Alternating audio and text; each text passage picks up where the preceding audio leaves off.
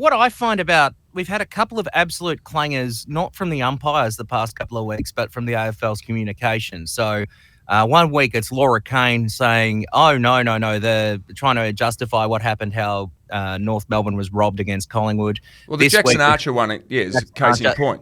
Yep. So how I feel from a communications perspective, and even just thinking like a corporate perspective, is we've got an AFL where it's full of marketing people and lawyers in control of the game. And so they're all about trying to control the message, trying to control the narrative, trying to add a spin to everything. And they're taking the constituents, the fans, for absolute fools. And it's frustrating the hell out of more people than ever.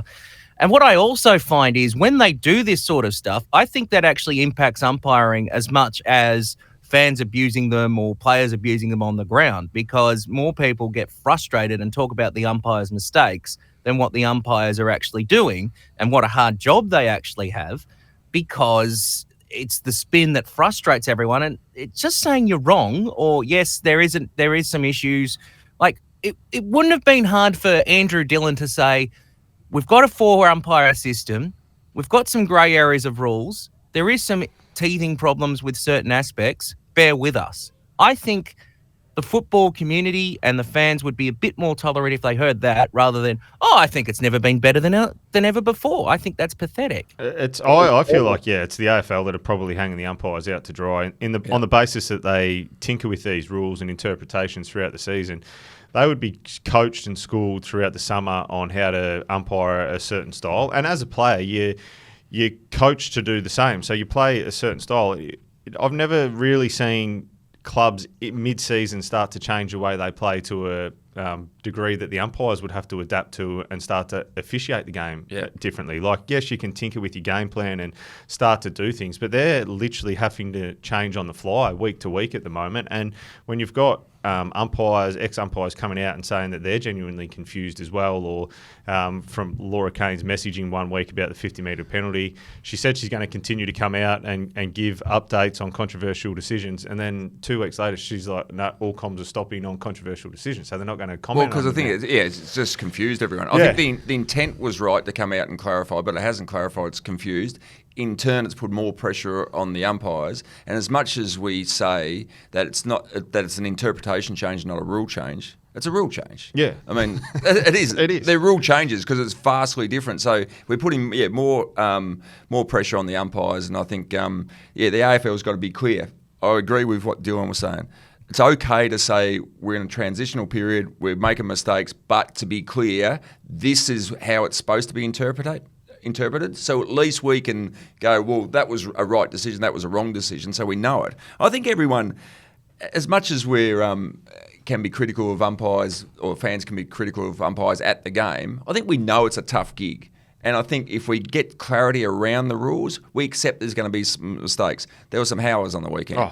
The absolute howlers that we not only knew that were wrong, but there was other ones where we don't know. Are they wrong? We're not sure how they're supposed to be judged. I genuinely feel, from the perspective of the fan and the punters in the grandstand, I don't think people are angry at the umpires. People are angry at the league for what they are making the umpires do, and that's why we are having these ticky touch wood.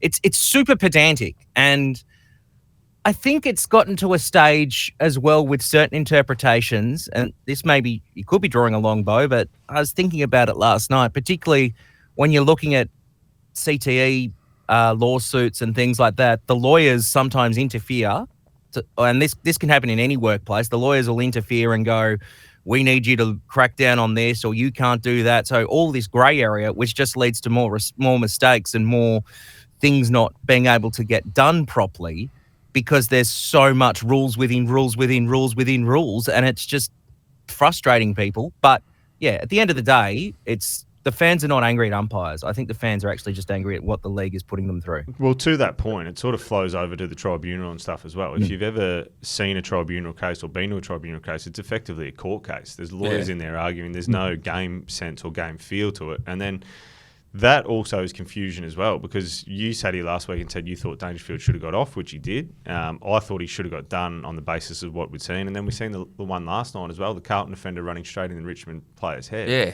And he pauses, but he gets off. But that is the prime example of what we're trying to protect. Like, he hits him the wrong way. He's potentially spinal damage. So he got off. He got off last night. Oh, so this is Wednesday morning recording. I didn't see last night. Yeah, okay. So there's just confusion everywhere in the game, and I think the AFL, they need to have a look in the mirror and just say we need to clarify and clean this up. And then it flows on to as well the draft situation as well that we're starting to see now, where they come out and say that we're going to alter the father-sons and future picks, and then there's a bit of a backtrack, and then we're not really clear when it's going to come in. It's just from AFL House, I think our unpopular opinion this week is that the AFL House need to look in the mirror and sort the game out to a degree, because there's a lot of frustration starting to bubble away from everyone involved.